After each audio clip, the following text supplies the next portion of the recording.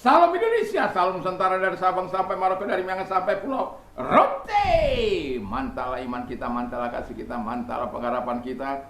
Tentunya dalam Yesus Kristus menjadi Tuhan dan Juru Selamat kita dan Juru Selamat dunia. Jangan katakan bahwa Yesus bukan Tuhan, jangan katakan pula bahwa Yesus bukan Juru Selamat. Dia adalah Tuhan, dia adalah Juru Selamat. Kalau engkau percaya, engkau akan diselamatkan. Engkau tidak percaya, engkau akan dihukum. Karena firman Allah dalam Yohanes 3 ayat 36. Dan juga Yesus sudah berkata, akulah jalan dan kebenaran dan hidup, tiada seorang sampai kepada Allah kalau tidak melalui aku. Yohanes 14 ayat yang ke-6. Lalu kemudian Petrus mengatakan dalam Kisah Rasul 4 ayat 12, di sana dikatakan, dan keselamatan tidak ada dalam siapapun juga selain dalam Dia Yesus, karena di bawah kolong langit ini tidak ada nama lain yang diberikan kepada manusia yang olehnya kita diselamatkan. Haleluya. Karena begitu besar kasih Allah akan dunia ini, sehingga Ia mengaruniakan anaknya yang tunggal, supaya setiap orang percaya kepadanya tidak binasa, melainkan beroleh hidup yang kekal. Dan Yohanes 1 ayat 12, di sana dikatakan, setiap orang yang menerima Yesus Kristus sebagai Tuhan dan Juru Selamat, sebanyak orang yang percaya kepadanya tidak diberinya kuasa untuk menjadi anak-anak Allah, yaitu bagi mereka yang percaya kepada namanya. Paulus mengatakan dengan jelas, dengan hati percaya engkau dibenarkan, dengan mulut mengaku engkau diselamatkan. Semoga di pagi ini Tuhan tetap menuntun kita untuk memilih yang terbaik, dan memilih yang terbaik dan berjalan di jalan-jalan Tuhan yang disertai dengan hormat, takut, dan taat kepada Tuhan. Kiranya Tuhan Yesus memberkati kita. Dan saya akan membacakan firman Allah sebelumnya kita berdoa. Terima kasih Tuhan, kami tahu Engkau adalah sahabat bagi semua orang. Dalam nama Yesus sekarang kami bersyukur dan berdoa. Haleluya, amin. Saya akan bacakan satu ayat dalam Yohanes 15 ayat 13. Tidak ada kasih yang lebih besar daripada kasih seorang yang memberikan nyawanya untuk sahabat-sahabatnya. Jadi Yesus itu adalah sahabat bagi semua orang. Tuhan Yesus, tema kita adalah Tuhan Yesus sahabat kita.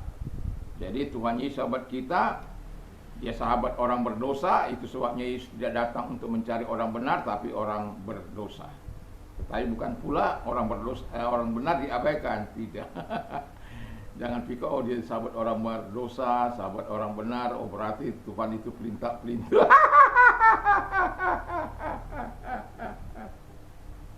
Karena Dia mengasihi. Dia benci terhadap dosa, tetapi Ia mengasihi setiap orang. Dan itulah sebabnya Yesus pantas menjadi teladan kita. Dan pertanyaannya ialah, mengapa Yesus disebut sahabat yang setia? Karena Yesus, pertama dari pembacaan tadi, Yesus memberikan segalanya, bahkan nyawanya. Jadi Dia memberikan segalanya bagi sahabat-sahabatnya, bagi orang-orang percaya, bagi orang berdosa yang mau percaya kepadanya, bagi setiap penduduk dunia. Dan itu Dia rela mati dengan segala penderitaan yang Dia tanggung, bukan karena Dia melakukan dosa, tetapi karena cintanya kepada sahabat-sahabatnya, yaitu saya dan saudara. Jadi kita telah melihat Ia rela meninggalkan surga yang mulia itu dengan segala kemuliaan dan kemegahannya. Dia bisa saja bertahta di sana, Dia bisa saja buat apa aku rusak. Tetapi Dia mau tetap taat kepada Bapa. Dia mau melakukan yang terbaik. Supaya apa? Supaya dengan kemiskinannya, kata firman Allah dalam 2 Korintus 1 Korintus 8 ayat 9, Ia rela menderita, rela miskin, supaya kita menjadi kaya karena kemiskinannya. Dalam Filipi 2 ayat 6, ayat 8, Ia telah mati, bahkan mati di kayu salib. Jadi kesetiaan Yesus sebagai sahabat kita pantas diandalkan. Dan itulah sebabnya kita harus belajar kepada Dia, belajar dengan apa yang sudah dilakukan oleh Yesus Mungkin bagi kita agak sulit menyerahkan nyawa kita, tetapi kalau Tuhan izinkan kita melakukan itu, saya yakin dan percayakan ada kekuatan Tuhan. Sama seperti para murid-murid Tuhan, dan mereka semua pada mati syahid. Dan pada waktu itu memang keadaan yang harus mengharuskan. Itulah sebabnya darah orang syahid itu menjadi darah yang kudus bagi gereja, dan itu menjadi benih yang subur bagi gereja Tuhan. Dan yang kedua, Yesus mengasihi semua orang. Jadi dalam Lukas 7:34, jadi Allah mengasihi semua orang, baik itu berdosa, baik itu orang benar. Bagi orang berdosa dia cari supaya diselamatkan, dan bagi pemberontak dia cari diselamatkan. Bagi orang-orang yang tidak percaya kepadanya dia cari, dia selamatkan. Itu sebabnya dia memberikan visi besar bagi gerejanya, supaya gerejanya mau bergerak sebagaimana dia mau bergerak, yaitu untuk menyelamatkan jiwa-jiwa yang terhilang. Selamatkan jiwa-jiwa yang terhilang berapapun harganya. Hai, mantap. Ya, jadi Yesus mengasihi semua orang. Jadi semua golongan, dari yang besar, kecil, kakek, nenek, mbah, buyut, semualah ya dikasihi oleh Yesus. Jadi dia tidak membeda-bedakan. Karena engkau kaya, karena engkau miskin, kan kalau manusia kan seringkali ya cari sahabat, itu cari sahabat yang bisa menolong dia, yang bisa dimanfaatkan ya. Tapi Yesus tidak seperti itu. Bahkan Alkitab tadi yang sudah kita baca tadi, ia rela menyerahkan nyawanya bagi sahabat-sahabatnya. Dan dia yang kaya, dia yang penuh dengan kemuliaan, dia tinggalkan semuanya supaya kita mendapatkan yang terbaik.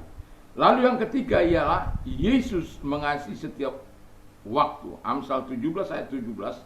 Seorang sahabat menaruh kasih setiap waktu dan menjadi sahabat, menjadi saudara dalam kesukaran. Wow. Jadi kalau dia menjadi saudara dalam kesukaran, itu hanya apabila dia menjadi sahabat yang sungguh bagi kita. Dan Yesus melakukan itu. Dan itu sebabnya saya mau katakan kepada kita, supaya kita tetap hidup di dalam kasih Tuhan. Tuhan itu mengasihi kita setiap waktu dan menjadi sahabat dalam segala kesukaran. Banyak orang kalau kita dalam kesukaran, dia akan meninggalkan kita. Dan itu sebabnya saya mau katakan, ketika kita dalam kesukaran, kita akan bisa melihat siapa-siapa sih sahabat yang sesungguhnya. Siapa-siapa sih sahabat yang betul care. Setidak-tidaknya care, menelepon lah ya. Bagaimana engkau brother? Sehat-sehat, kuat, tetap dalam iman. Ya sabar ya. Tapi banyak kali orang kan kalau dia meninggalkan, kalau lagi senang dia datang ya. Itu bukan sahabat yang baik. Yesus menjadi sahabat kita karena dia tidak akan pernah memanfaatkan kita. Justru kita menikmati segala kebaikan dari sahabat kita itu. Sahabat semua orang. Dan itu sebabnya saya mau katakan kepada kita, jangan pernah tinggalkan Yesus dalam hidupmu. Karena dia adalah sahabat yang terbaik. Yesus adalah sahabat yang dibutuhkan oleh semua orang. Nah, sore nanti saya akan berkata bahwa Yesus itu dibutuhkan oleh semua orang. Ada dalilnya mengapa dia dibutuhkan oleh semua orang. Ya, dan kadangkala kita sebagai orang yang percaya kepada Tuhan, kita justru ditolak. Memang tidak mudah, tetapi saya mau katakan kepada kita sebagai orang yang percaya, supaya kita tetap membangun relationship kita dengan Tuhan. Karena walaupun dia sahabat yang menyerahkan nyawanya, tetapi ada harapan Yesus kepada kita, sebagaimana firman Allah yang selanjutnya di ayat yang ke-14. Kamu adalah sahabatku jikalau kamu berbuat apa yang kuperintahkan kepadamu. Jadi sahabat itu tidak juga mau masa bodoh. Sahabat itu juga tidak mau peduli terhadap orang yang lain, sahabat itu juga tidak harus melakukan apa yang jahat di mata Tuhan. Jadi sahabat itu adalah sahabat yang harus saling menghormati, saling menghargai, sama seperti kita ketika kita menjadi sahabat Yesus dan kita menuruti perintahnya karena Dia adalah Tuhan sekaligus juru selamat bagi kita. Jadi karena Dia sahabat yang baik, sudah seharusnya kita meniru segala perbuatan-perbuatan yang Tuhan telah lakukan di dalam kehidupan kita sebagai orang yang percaya. Dan saya yakin dan percaya sahabat Tuhan Yesus, sahabat kita itu tidak akan pernah mengkhianati kita. Walaupun kita punya sahabat banyak, saya punya sahabat itu banyak, dan tidak sedikit juga jadi pengkhianat. Jadi saya tahu istilah-istilah menggunting dalam lipatan. Saya tahu itu apa arti bermulut manis di depan kita, menusuk dari belakang. Karena pengkhianat-pengkhianat ini, jadi saya tahu dengan sendirinya. Jadi, tetapi kita tidak lebih dari guru kita. Yesus saja dikhianati kan gitu kan. Tetapi yang mau saya katakan, kalau Yesus adalah sahabat kita, seharusnya kita meniru Tuhan Yesus, bukan meniru setan. Setan memang pengkhianat. Setan memang kerjanya mengkhianati sahabatnya, mengkhianati gurunya, mengkhianati orang tuanya, mengkhianati siapapun yang dapat dikhianati. Dunia ini sangat langka dengan sahabat yang baik. Dunia ini sangat langka dengan sahabat yang benar-benar dia bisa hadir sebagaimana yang firman Allah katakan tadi, di mana seorang sahabat mau memberikan nyawanya, seorang sahabat mau mengasihi dalam keadaan apapun, mengasihi semua orang, itu tidak akan mungkin dengan kekuatan kita. Dan tetapi Yesus Kristus, sahabat kita yang sejati itu, akan menolong kita supaya kita melakukan yang terbaik dalam hidup ini. Kiranya Tuhan Yesus memberkati kita dan jadilah sahabat yang baik bagi semua orang, dan jangan pernah mengkhianati sahabat-sahabatmu. Tapi ketika sahabatmu keluar, jangan takut untuk menasihatinya, jangan takut untuk memberikan masukan. Sekalipun mungkin tidak diterima, tetapi engkau sebagai sahabat yang baik, engkau sudah melakukan tugas dan tanggung jawabmu. Dan jangan pernah membenci, tetapi tetaplah mengasihi dan mendoakannya supaya dia tetap berjalan di dalam kehendak Allah dan dia berubah arah. Kalau dia tadinya tidak lagi searah dengan kebenaran, kita berdoa supaya dia kembali searah dengan kebenaran. Kiranya Tuhan Yesus memberkati kita. Mari kita berdoa. Terima kasih Tuhan. Kiranya Tuhan Yesus memberkati kami sehingga sama seperti Engkau adalah sahabat yang baik bagi kami, sahabat bagi semua orang. Kami juga ingin menjadi sahabat bagi semua orang Tuhan. Memang bukan hal yang mudah, karena kami kadangkala lebih melihat apa agamanya, apa rasnya, apa sukunya, apa bahasanya, dan lain sebagainya. Tetapi kami diajar oleh Tuhan Yesus untuk mengasihi semua bangsa. Terima kasih, kami bersyukur, kami berterima kasih. Dan kalau engkau sakit, angkat kedua belah tanganmu dan saya akan berdoa bagimu. Ingat bahwa Yesus adalah tabib di atas segala tabib. Dalam nama Tuhan Yesus Kristus, segala sakit penyakit yang mereka miliki saat ini aku perintahkan dalam keluar, dan oleh bilur-bilur daripada Tuhan Yesus engkau sembuh, dan terima kesembuhan Tuhan dan yakini Tuhan menyembuhkan engkau. Terima kasih.